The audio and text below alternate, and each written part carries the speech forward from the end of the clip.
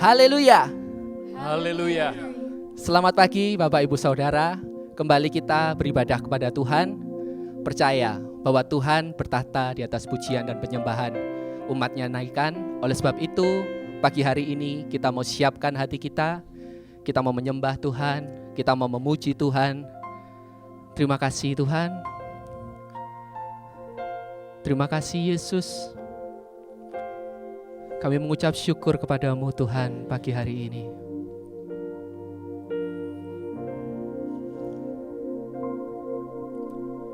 Yesus, kami puja, kami sembah sebagai Raja,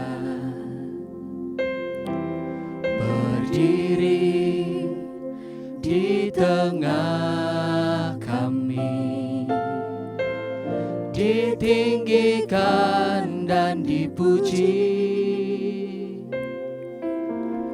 Yesus, kami puja, kami sembah sebagai Raja, berdiri di tengah kami, ditinggikan dan dipuji. Sembah dan puji beri tatamu, sembah dan puji beri tatamu, sembah dan puji beri tatamu. Yesus Tuhan adalah Raja. Kami puja Engkau Tuhan. Yesus, kami puja, kami sembah sebagai Raja, berdiri di tengah kami, ditinggikan dan dipuji. Sembah dan puji beri tatamu, sembah dan puji beri tatamu, sembah dan puji beri tatamu. Yesus Tuhan adalah Raja. Sembah dan puji beri tatamu, sembah dan puji beri tatamu, sembah dan puji beri tatamu. Yesus Tuhan adalah Raja.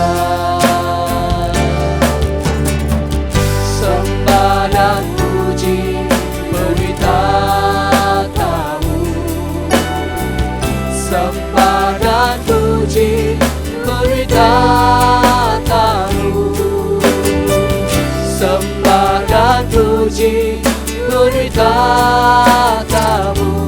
Yesus Tuhan adalah Raja.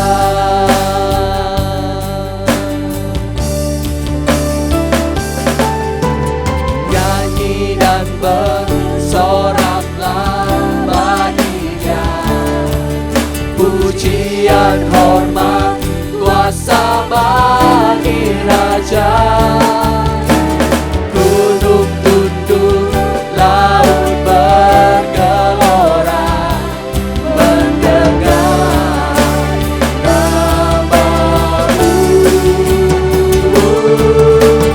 Ku bersuka atas perbuatanmu, selamanya ku kasihi Engkau Tuhan.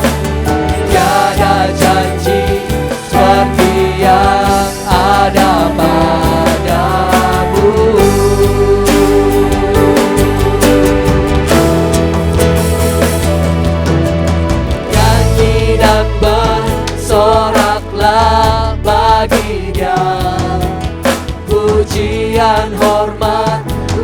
kuasa bagi Raja. Gunung tunduk, laut bergelora mendengar namamu. Ku bersuka atas perbuatanmu, selamanya ku kasihi Engkau Tuhan. Tiada janji seperti yang ada padamu, tiada janji seperti yang ada padamu, tiada janji seperti yang ada padamu.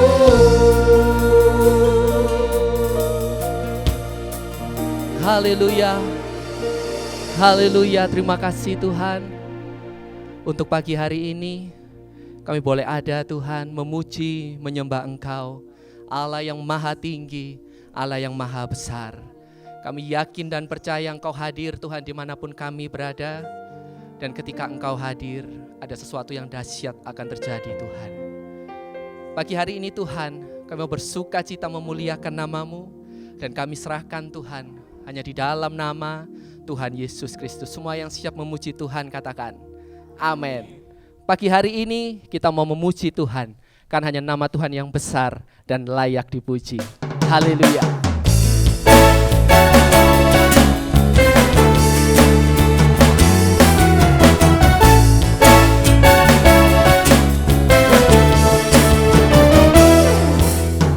Besarlah Tuhan dan layak dipuji.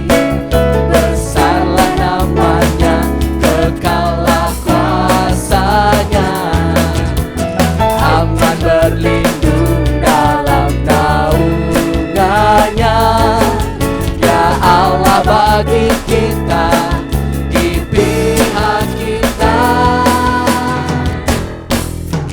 Besarlah Tuhan dan layak dipuji. Besarlah namanya, kekallah kuasanya. Aman berlindung dalam naungannya. Ya Allah bagi kita, di pihak kita. Terpujilah Tuhan, terbukti kuasanya. Dia telah menunjukkan kasih-Nya pada kita. Sebab Tuhan telah bangkit menyayangi kita. Terpujilah Tuhan, terpuji namanya. Yesus Allah perkasa.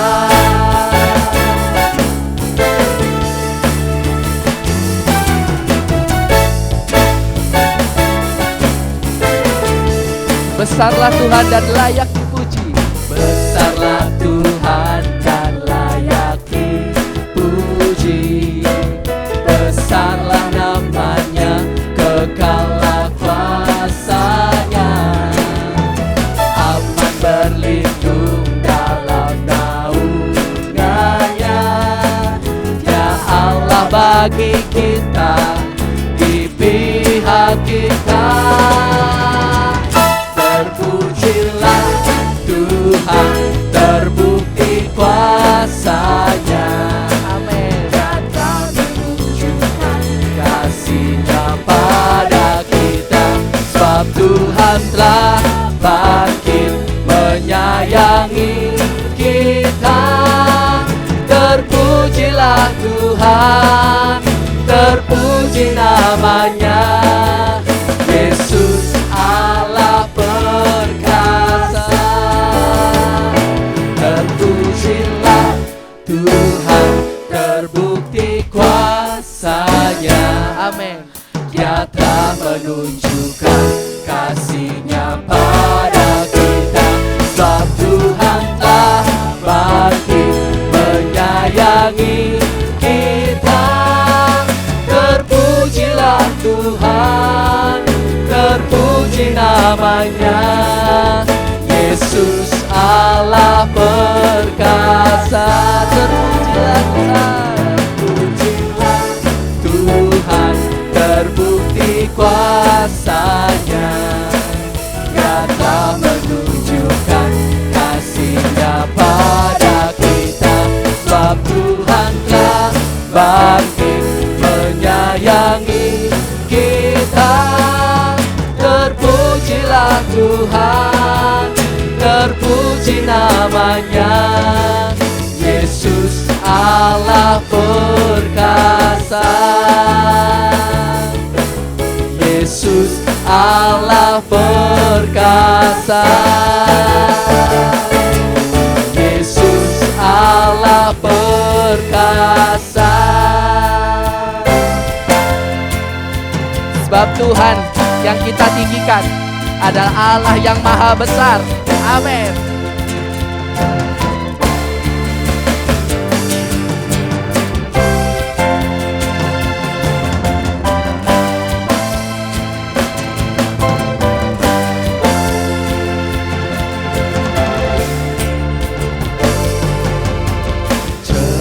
Ceritakanlah kemuliaan-Nya di antara segala bangsa,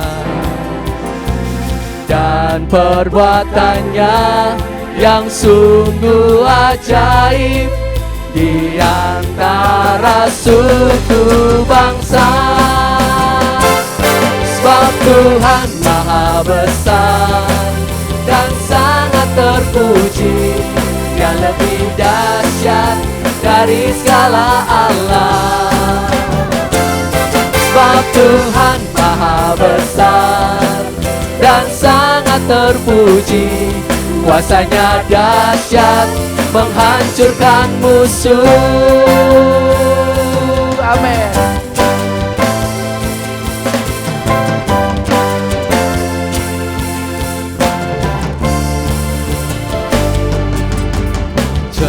Ceritakanlah kemuliaan-Nya di antara segala bangsa, dan perbuatan-Nya yang sungguh ajaib di antara suku bangsa. Sebab Tuhan maha besar dan sangat terpuji. Dia lebih dahsyat dari segala Allah. Sebab Tuhan maha besar dan sangat terpuji.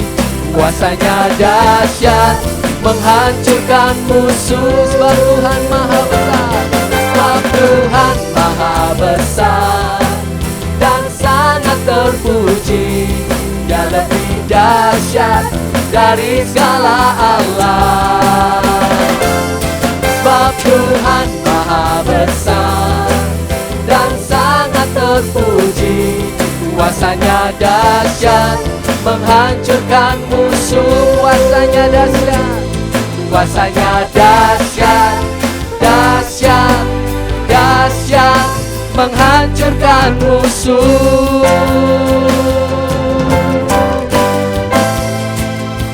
Terima kasih Tuhan.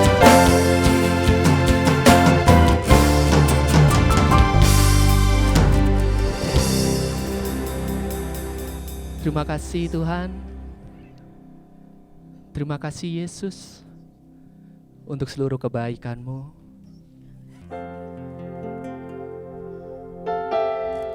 Engkau yang terlalu baik bagi kami Tuhan. Engkau yang sungguh sangat amat baik dalam kehidupan kami Tuhan.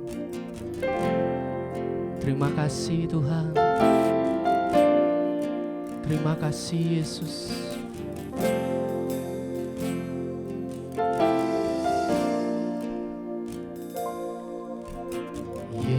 Yesus, Kau sungguh baik. Yesus, nama-Mu indah. Yesus, selalu. Ku tinggikan, ku agungkan selamanya.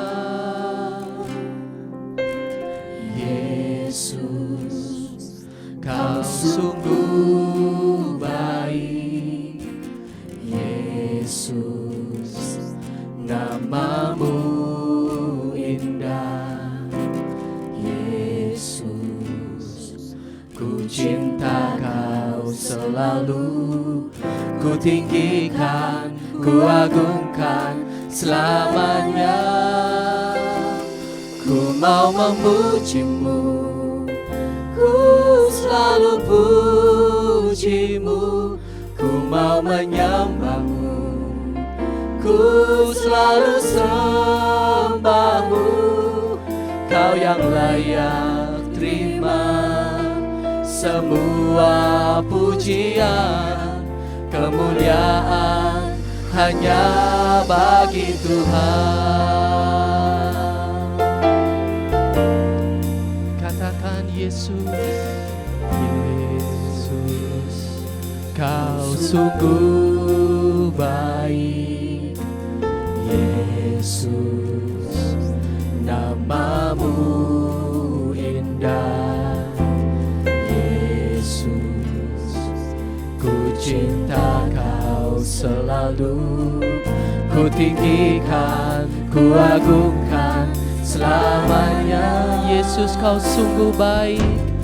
Yesus, Kau sungguh baik. Yesus, namamu indah. Yesus, ku cinta Kau selalu. Ku tinggikan, ku agungkan selamanya. Ku mau memuji-Mu, ku selalu puji-Mu. Ku mau menyembah-Mu, ku selalu sembah-Mu. Kau yang layak terima semua pujian, kemuliaan hanya bagi Tuhan. Ku mau memuji-Mu, ku selalu puji-Mu. Ku mau menyembah-Mu, ku selalu sembah-Mu. Kau yang layak terima semua pujian, kemuliaan hanya bagi Tuhan. Semua kemuliaan dan keagungan tertuju padamu, Tuhan dan Rajaku. Segenap jiwa dan nafasku menyembah Yesus yang hidup. Semua kemuliaan dan keagungan tertuju padamu, Tuhan dan Rajaku. Segenap jiwa dan nafasku menyembah Yesus yang hidup.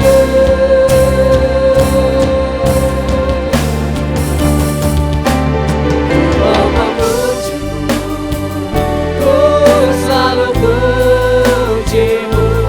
Ku mau menyembah-Mu, ku selalu sembah-Mu.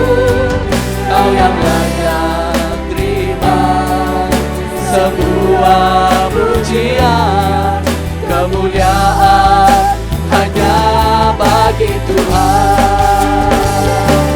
Ku mau memuji-Mu, ku selalu puji-Mu. Ku mau menyembah-Mu, ku selalu sembah-Mu. Kau yang layak terima semua pujian, kemuliaan hanya bagi Tuhan. Kau yang layak terima sebuah pujian, kemuliaan hanya bagi Tuhan. Kau yang layak terima semua pujian, kemuliaan hanya bagi Tuhan.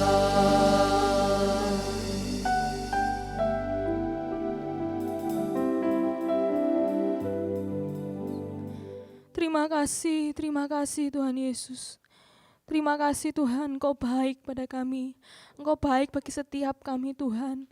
Terima kasih Tuhan. Kalau kami boleh ada sampai dengan pagi hari ini, semuanya hanya karena kasih kemurahan Tuhan dalam kehidupan kami. Dan pada pagi hari ini Tuhan, kami rindu untuk menikmati firman Tuhan. Biarlah roh-Mu bekerja dalam setiap kami. Dimanapun Tuhan jemaat-Mu berada, biarlah Tuhan mengurapi, Tuhan yang membuka setiap rahasia dari firman Tuhan. Terima kasih Tuhan, kami siap untuk menerima firman-Mu di dalam nama Tuhan Yesus Kristus. Haleluya. Amin. Selamat pagi Bapak Ibu yang dikasihi oleh Tuhan. Saya sangat bersuka cita kita bisa beribadah kembali walaupun tidak bertatap muka. Pada pagi hari ini, karena ini menjelang hari Pentakosta, saya ingin memberikan sebuah judul yaitu Menyambut Hari Pentakosta.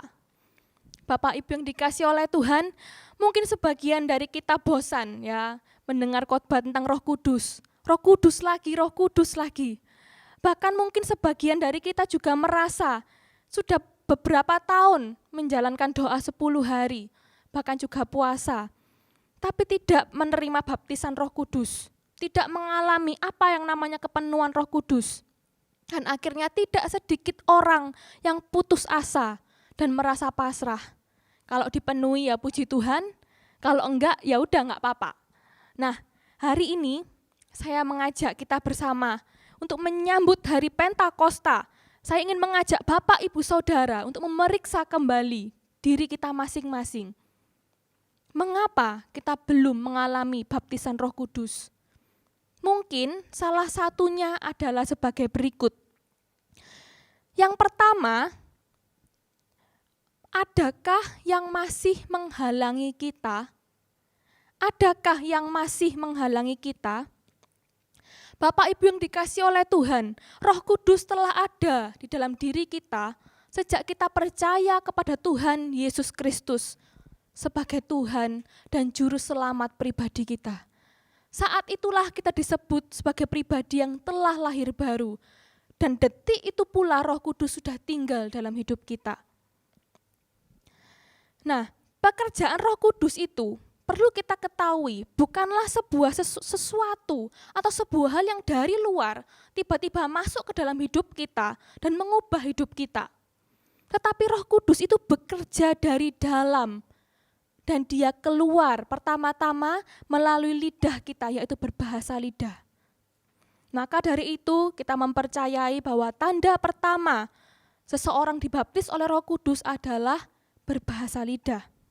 Mari kita lihat sebuah surat ya di dalam Yohanes pasal yang ke-7. Yohanes pasalnya yang ke-7, ayat yang ke-38 dan ayat yang ke-39 bagian A.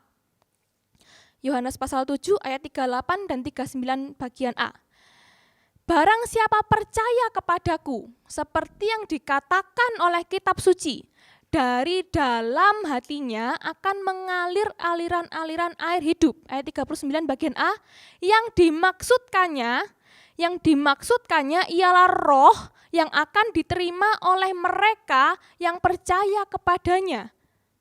Yang diterima oleh mereka yang percaya kepadanya. Dikatakan dalam ayat ini, dari dalam hatinya akan mengalir aliran-aliran air hidup. Jadi dapat saya katakan sebuah perumpamaan, Roh Kudus ini seperti air yang sudah ada dengan sebuah keran. Saat keran itu dibuka, maka air itu akan keluar. Nah, seperti itu dalam hidup kita. Saat keran itu dibuka, maka Roh Kudus dapat keluar yang pertama-tama melalui lidah kita. Jadi jika sampai sekarang kita belum dipenuhkan Roh Kudus, itu berarti ada sesuatu dalam diri kita yang masih menahan. Apa yang membuat keran itu tersumbat atau tertutup? Nah, Bapak, Ibu, Saudara yang dikasihi oleh Tuhan, yang mengetahui hal ini secara persis adalah Anda dan Roh Kudus. Saya, hamba-hamba Tuhan, pengalaman orang lain tidak dapat dijadikan patokan. Nah, seringkali orang itu sulit dipenuhkan Roh Kudus karena membandingkan pengalaman orang lain dengan dirinya. Nah, maka dari itu pada pagi hari ini kita mau belajar. Ayo, berkomunikasi dengan Roh Kudus. Tanya, apa yang membuat saya tidak bisa dipenuhkan? Halangan apa?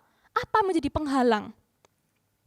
Di dalam surat Galatia pasal yang kelima, surat Galatia pasal yang kelima ayat ke-17 bagian A, dikatakan sebab keinginan daging berlawanan dengan keinginan roh, dan keinginan roh berlawanan dengan keinginan daging, karena keduanya bertentangan. Keinginan roh berlawanan dengan keinginan daging, sebab keduanya bertentangan. Keduanya tidak dapat menjadi satu. Maka dari itu dari surat ini kita dapat mengetahui bahwa penghalang terbesar yaitu kedagingan. Kedagingan apa yang dimaksud? Sekali lagi saya mau katakan yang tahu hanya Anda secara pribadi dengan Roh Kudus. Dan seringkali yang menjadi terbesar, penghalang terbesar adalah ego manusia. Keakuan, sadar akan diri sendiri terlalu besar. Ini merupakan penghalang untuk kita dibaptis oleh Roh Kudus. Nah, Bapak Ibu yang dikasihi oleh Tuhan, kita akan mengadakan doa 10 hari, walaupun mungkin tidak bisa bersama-sama di gereja.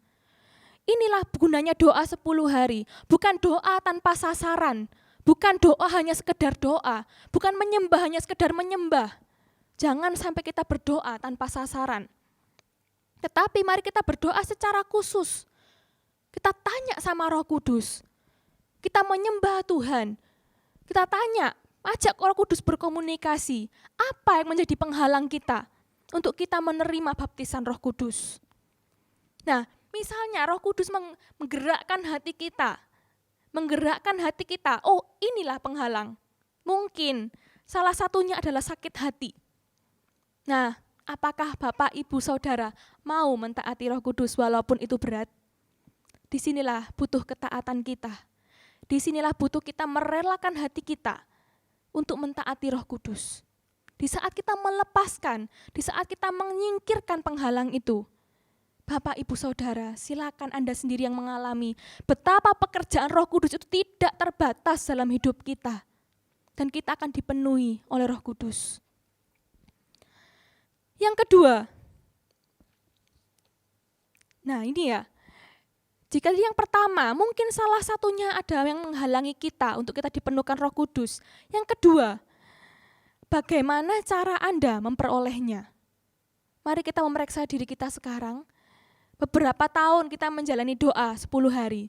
Beberapa tahun kita menjalani doa disertai dengan puasa. Bagaimana cara kita meminta?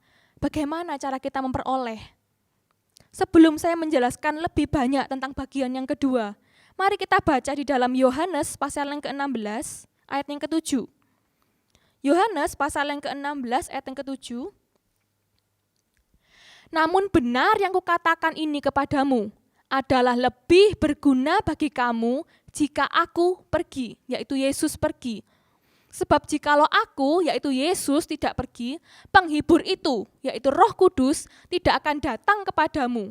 Tetapi jikalau aku pergi, yaitu Yesus, aku akan mengutus Dia, yaitu Roh Kudus, kepadamu, yaitu orang percaya. Kata lebih berguna, kalau Bapak Ibu dapat membaca di dalam ayatnya yang ke-7, lebih berguna ini artinya membandingkan dua hal. Yaitu saat Yesus berada di dunia ini, dan yang kedua membandingkan tentang Yesus tidak berada di dunia ini. Nah, jadi perlu kita sadari ya, Perbandingan ini membandingkan dua hal, yang mana yang satu lebih baik dari yang satunya. Dapat saya ringkaskan seperti ini. Yesus berkata, dibanding aku, yaitu Yesus berada sekarang ini di dunia, lebih baik Yesus pergi. Ya, dikatakan lebih berguna aku, yaitu Yesus pergi. Karena aku akan mengutus seseorang yang lebih berguna untuk kamu, yaitu Roh Kudus. Dari sini kita tahu bahwa supaya Roh Kudus diam dalam hidup kita dan menyertai kita, Yesus memilih untuk mati, walaupun dengan cara yang mengerikan. Itu adalah sebuah usaha yang Yesus berikan kepada kita. Walaupun dia rela mati di atas kayu salib, walaupun dia harus mati dengan cara yang mengerikan, menyakitkan, dengan proses yang begitu keji, tetapi demi kita, supaya Roh Kudus itu turun, supaya Roh-Nya diam bersama-sama dengan kita, menyertai kita, selalu berada di dekat kita, di dalam kita, melalui kita. Yesus rela mati di atas kayu salib. Lukas pasal yang ke-11, ayat yang ke-11 sampai 13. Kita akan membaca di dalam Lukas pasal yang ke-11, ayat 11 sampai 13, saya bacakan. Bapa manakah di antara kamu, jika anaknya minta ikan daripadanya, akan memberikan ular kepada anaknya itu ganti ikan, ayat ke-12, atau jika ia minta telur, akan memberikan kepadanya kalajengking, ayat 13, jadi jika kamu yang jahat tahu memberikan pemberian yang baik kepada anak-anakmu, apalagi Bapamu yang di sorga, Ia akan memberikan Roh Kudus kepada mereka yang meminta kepadanya. Jika Bapak Ibu berpikir ya, bahwa untuk memperoleh baptisan Roh Kudus, maka kita harus berupaya sedemikian rupa, kita harus banyak berbuat baik, kita harus banyak beramal, banyak menabur, bahkan kita berpuasa supaya kita menjadi lebih suci. Saya katakan itu semuanya sia-sia, Bapak Ibu. Apa yang benar? Yaitu kita cukup, ya, saya katakan cukup meminta kepada Bapa. Seperti seorang anak yang meminta makanan kepada bapaknya. Pak, hari ini saya belum makan, saya lapar. Bapa pasti menyediakan makanan itu. Dan tidak mungkin makanan itu diganti dengan ular atau kalajengking, dikatakan dalam firman Tuhan. Seperti itulah seorang bapa rindu memberikan yang terbaik untuk anaknya. Sudah tersedia.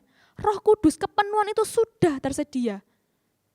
Dan Tuhan Yesus yang akan membaptis kita dengan Roh Kudus jauh lebih rindu untuk memenuhi kehidupan kita, untuk membaptis kita dibanding kerinduan kita untuk dipenuhkan dengan Roh Kudus. Maka dari itu Bapak Ibu yang terkasih, kenapa kita disarankan untuk berpuasa?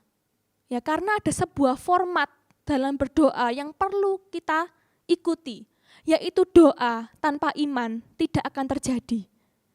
Doa tanpa iman tidak akan pernah berkuasa apa-apa. Format itu pun terjadi saat kita berdoa untuk minta baptisan Roh Kudus. Kita pun perlu berdoa dengan iman. Dan disinilah kita berpuasa, bukan untuk menjadi lebih suci, tetapi kita berpuasa, tidak makan, tidak minum. Tetapi kita harus memperbanyak porsi kita tentang hal-hal rohani.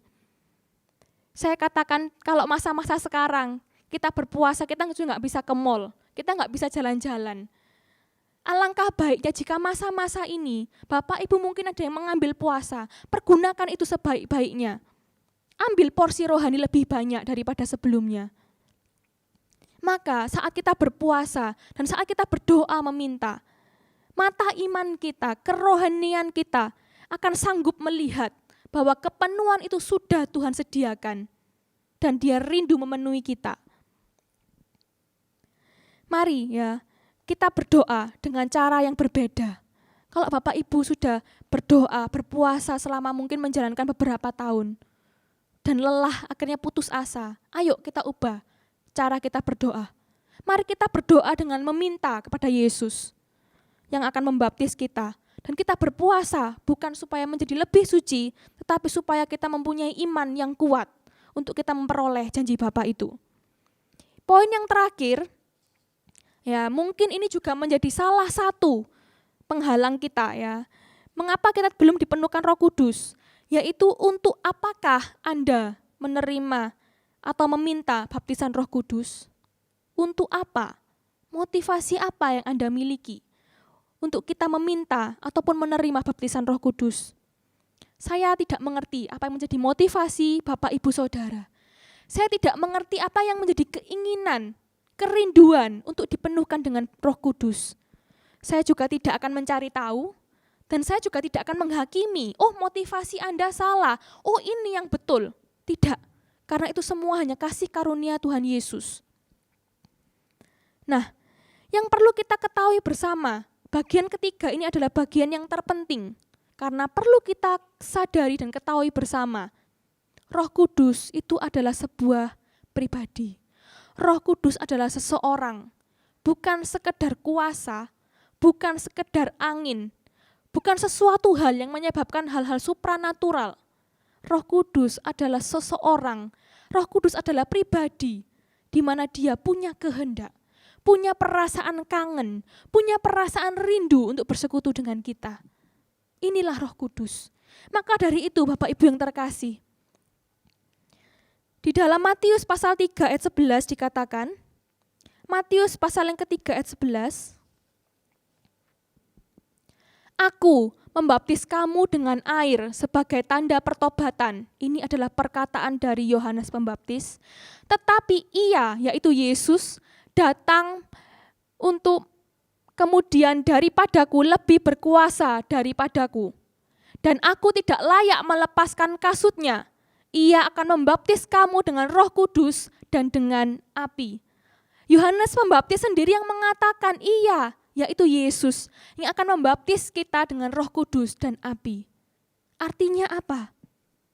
Jika kita rindu seseorang itu hadir dalam hidup kita, jika kita rindu seseorang itu memenuhi hidup kita, maka kita harus berhubungan, kita harus berkomunikasi, kita harus memiliki yang namanya hubungan erat dengan pribadi tersebut. Yang pertama dengan Yesus, Sang Pembaptis. Siapakah Yesus itu? Yaitu firman Allah. Firman adalah Yesus sendiri. Jika Bapak Ibu rindu dipenuhkan dengan Roh Kudus, bangun hubungan pribadi dengan firman Allah. Mari kita memperbanyak waktu kita untuk kita membaca dan merenungkan firman Tuhan. Dan yang kedua, jika kita rindu, pribadi itu ada dalam hidup kita. Mari kita juga berkomunikasi dengan Roh Kudus. Mari kita juga membangun hubungan pribadi kita dengan Roh Kudus. Dengan cara apa? Mungkin kita bingung ya, kok mengajak sesuatu yang tidak kelihatan berkomunikasi. Tetapi itu yang dikatakan oleh firman Tuhan. Roh Kudus itu nyata walaupun tidak tampak oleh mata. Roh Kudus itu punya perasaan walaupun kita tidak melihat dengan nyata apa perasaannya. Tapi dikatakan oleh firman Tuhan, Roh Kudus itu rindu untuk selalu bersekutu dengan kita. Bagaimana dengan kita sekarang? Mari Bapak Ibu yang dikasihi oleh Tuhan, jadikan Roh Kudus adalah seorang sahabat, di mana tempat kita dapat bercerita dan membangun hubungan pribadi dengan Roh Kudus. Dan jika motivasi Bapak Ibu, Saudara, ingin melihat sebuah hal yang supranatural terjadi, saya katakan itu bukan kerinduan untuk ingin dipenuhkan Roh Kudus.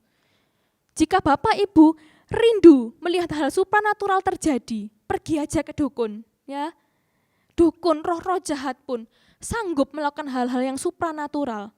Tetapi mari kita memiliki kerinduan karena kita sadar hanya Roh Kudus yang sanggup mengubah kehidupan kita dan membuat kita hidup berkemenangan. Karena janji Tuhan sudah disediakan dalam hidup kita. Kesimpulan renungan firman Tuhan pada pagi hari ini. Menyambut hari Pentakosta, mari kita singkirkan segala penghalang. Meminta kepada Yesus dan percaya bahwa kita sudah menerimanya.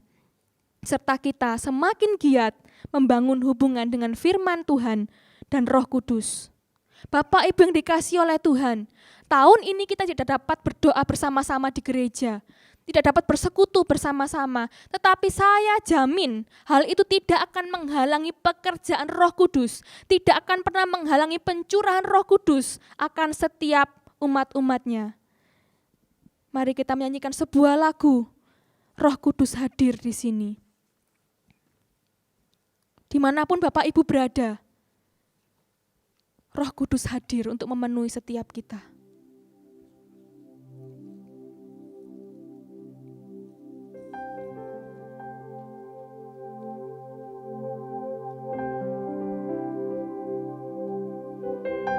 Haleluya Yesus. Haleluya, haleluya Yesus.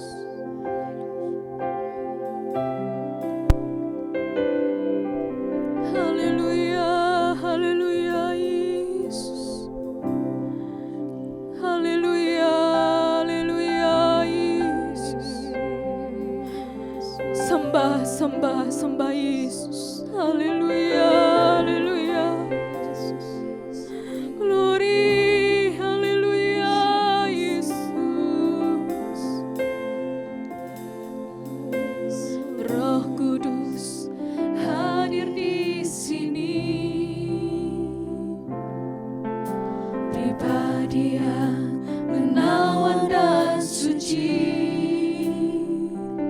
Ku rindu mendekat, mengerti hatimu, berjalan dalam kehendak-Mu. Haleluya. Roh Kudus manis dan lembut,